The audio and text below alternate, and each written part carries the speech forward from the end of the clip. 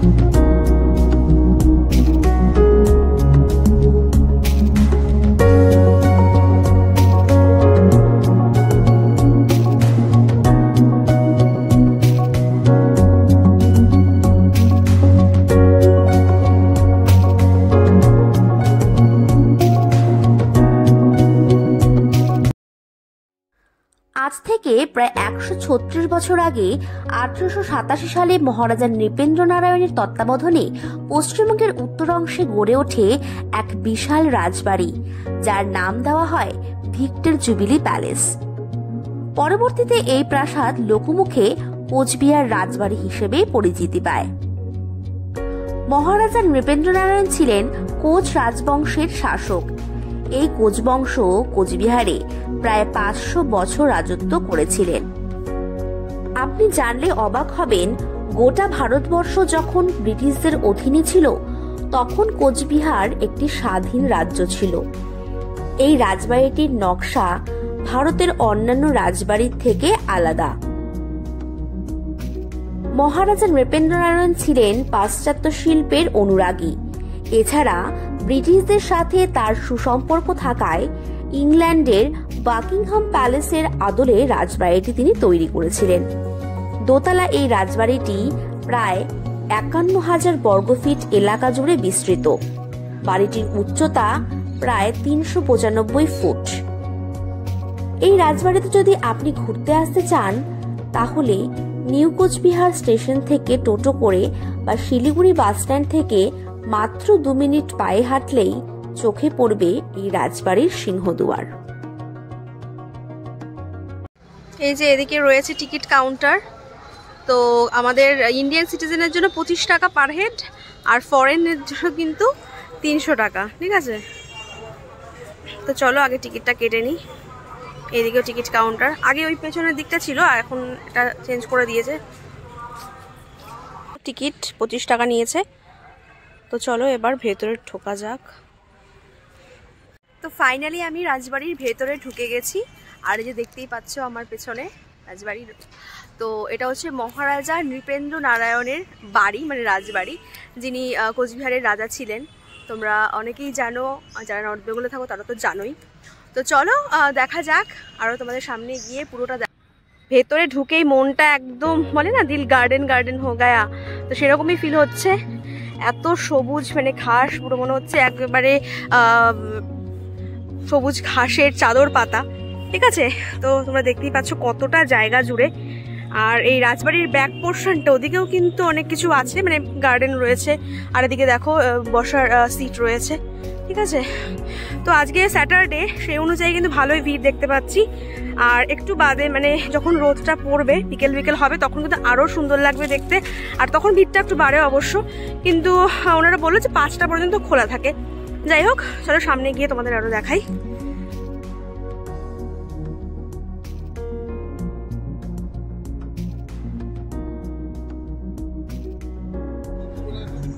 এই যে দেখো রাজবাড়ির চূড়াটা দেখো, তো সামনে এসেই কিন্তু বেশ একটা রয়্যাল রয়্যাল ফিল হচ্ছে। মানে মনে হচ্ছে যে কোনো মানে একদম হিস্টোরিক্যাল কোনো প্লেস চলেছে। অবশ্যই এটা হিস্টোরিক্যাল প্লেসই বটে। তো সামনে থেকে কিন্তু ভীষণই সুন্দর লাগছে। আমরা ক্যামেরায় কতটা বুঝতে পারছো জানি না। আমি এবার চলে এসেছি একদম রাজবাড়ির ভেতরে। জাস্ট দেখো, জাস্ট ওয়াও, জাস্ট ওয়াও। এই দেখো দরজাটা, জাস্ট দেখো, রাজবাড়ি মানে একেবারে রাজবাড়ির মতোই। জাস্ট দেখো কাজটা, জাস্ট দেখো তোমরা, অফ মানে জাস্ট চোখ মানে একদম চার হো গায়া। জাস্ট ঝাড়বাতিটা দেখো, অ্যামেজিং। আর এই কারুকার্যগুলো তো ভীষণই সুন্দর, মানে কতটা সূক্ষ্ম কাজ তোমাদের ক্যামেরায় আমি এতটা ভালো করে দেখাতে পারছি না, বাট সামনে থেকে কিন্তু ভীষণ সুন্দর। এই হলো ইন্দিরা দেবী আর গায়ত্রী দেবী। তো ইন্দিরা দেবী হচ্ছেন মহারানী, মানে রাজার ওয়াইফ, আর গায়ত্রী দেবী মানে একমাত্র কন্যা রাজার। তো এনাদের মূর্তি এখানে রয়েছে। এই হলো রাজবাড়ির বিভিন্ন যে কক্ষ মানে রুমগুলো রয়েছে সেগুলোর ছবি এখানে দেওয়া রয়েছে এক এক করে। এটা তেমন dining room, bedroom, drawing room, বিভিন্ন যে রুমগুলো সবগুলো রয়েছে। এদিকে এই যে মহারাজা জিতেন্দ্র নারায়ণ, মহারানী ইন্দিরা দেবী, মহারাজা জগদীশ চন্দ্র নারায়ণ। ওকে, তো বিভিন্ন ছবি কিন্তু এখানে করা রয়েছে, পেস্ট করা রয়েছে। বহু পুরনো বোঝাই যাচ্ছে দেখে।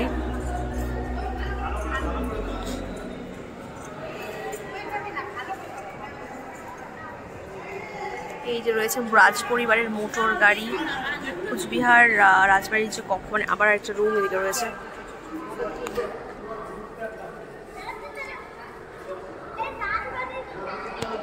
কোচবিহারের কিছু মন্দির ও ঐতিহ্যমণ্ডিত সৌধসমূহ কিন্তু প্রিজার্ভ করা রয়েছে। দেখো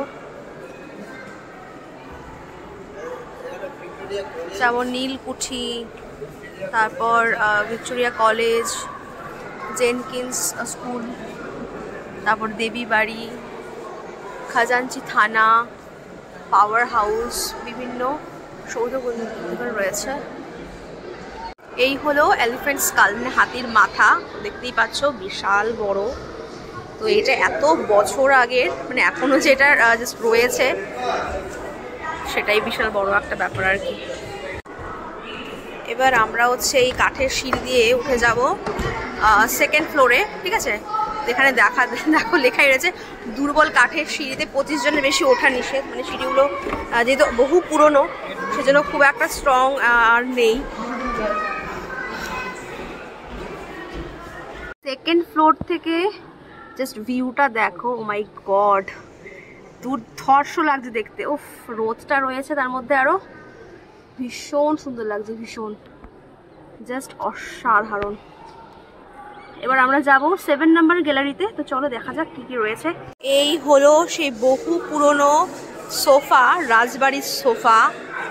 এখানে দেখো লিখেছে অস্পর্শ করবেন না, স্পর্শ বানান দেখে আমি স্পর্শকাতর হয়ে গেলাম। এখানে দেখো রাজবাড়ির আদলে একটা তৈরি করা হয়েছে। এটা কি দিয়ে আমি মেটেরিয়ালটা এতটা বুঝতে পারছি না। আই থিঙ্ক কোনো ওই বাঁশের কিছু অংশ দিয়ে হয়তো, আর এটা তো কাঠের গুঁড়ো বোঝা যাচ্ছে। আর এটা আই থিঙ্ক কোনো পাতা, আমি একদম বুঝতে পারছি না, তোমরা একটু বুঝে থাকলে আমি জানিও কি দিয়ে তৈরি। বাট জিনিসটা কিন্তু অসাধারণ করেছে। দেখো দেখো রয়েছে সুরা পান করার যে গ্লাসেস, মাই গড, রাজকীয় ব্যাপার স্যাপার। তো দেখো দেখেই বেশ ভালো লাগছে, কত পুরনো। বাট গ্লেজটা দেখতে পাচ্ছ, গ্লেজ কিন্তু এখনো সেই একই রকম রয়েছে। কি রয়েছে মুদ্রা তৈরি লোহার ছাঁচ যেটা হয় না সেটা, আর রাজপরিবারের শিলমোহর, তো সিল যেগুলো সেগুলো এখানে রয়েছে। মুদ্রা তৈরি লোহার ছাঁচ এখানেও, আর এটা রাজকীয় মানের বাটখারা। ওকে, দেখতেই পাচ্ছ। আর এদিকে দেখতে পাচ্ছি যে দর্পণ মানে একটা আয়না, কিউট মতো একটা আয়না রয়েছে। আর যে স্পুনগুলো হয় সেই স্পুন রয়েছে, নকশাদার স্পুন, মানে ভীষণ ডিজাইনিং সমস্ত। আর এদিকে রয়েছে আয়না, তাগা ও পায়েল, আচ্ছা মানে নুপুরটা দেখো জাস্ট কি সুন্দর। এদিকে দেখো, এদিকে রয়েছে বিভিন্ন চিঠি, তারপর বিভিন্ন নথি, বিভিন্ন পেপারস যেগুলো রাজ আমলে ব্যবহৃত হতো, ঠিক আছে। তো সেগুলো কিন্তু এখানে প্রিজার্ভ করা রয়েছে, দেখতে পাচ্ছি বিভিন্ন রুলস, তারপর তার যে সমস্ত বায়োগ্রাফি কিন্তু এখানে রয়েছে। এদিকেও রয়েছে কিছু, দেখো সে কবেকার লেখা এখনো একই রকমভাবে কিন্তু রয়েছে। তো আমাদের এটা থেকে মানে শিক্ষা নেওয়া উচিত যে যত্ন করে রাখলে যে কোনো জিনিস কিন্তু আমরা সারা জীবন ধরে রাখতে পারি। এখানে দেখতে পাচ্ছি কতগুলো মেডেল রয়েছে, আর এগুলো কিন্তু সমস্ত আর্মি মেডেলস, ঠিক আছে। তো আমরা রয়েছি এখন সেকেন্ড ফ্লোরে, গ্যালারি থেকে বেরিয়ে জাস্ট ভিউটা তোমাদের দেখাচ্ছি। দেখো রাতে আরো বেশি সুন্দর লাগে দেখতে, বেশ সবুজ আর সবুজ চারিদিকে, উফ চোখটা জাস্ট আরাম পাচ্ছে দেখে। চলে এসেছি 5 নম্বর গ্যালারিতে। দেখো এখানে রয়েছে বিশাল বড় বিলিয়ার্ড টেবিল, তো যেটাতে রাজা মহারাজারা আগে খেলতেন আর কি। এখানে এই দেয়ালটা আমি দেখতে পাচ্ছি প্রায় ধসে ধসে গেছে, যেহেতু বহু পুরনো, তো হওয়াটাই স্বাভাবিক। স্কাল্পচার রয়েছে।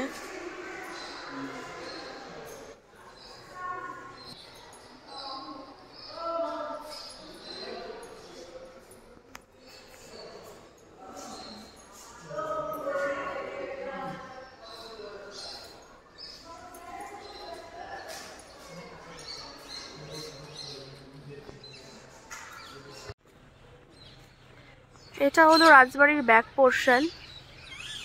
তো এদিকটাও কিন্তু ভীষণ মানে পিসফুল লাগছে, কারণ এদিকে ভিড়টা একটু কম, আর সাথে তোমরা শুনতেই পাচ্ছ পাখির কিচিরমিচির আওয়াজ। এদিকেও একটা পার্ক আছে,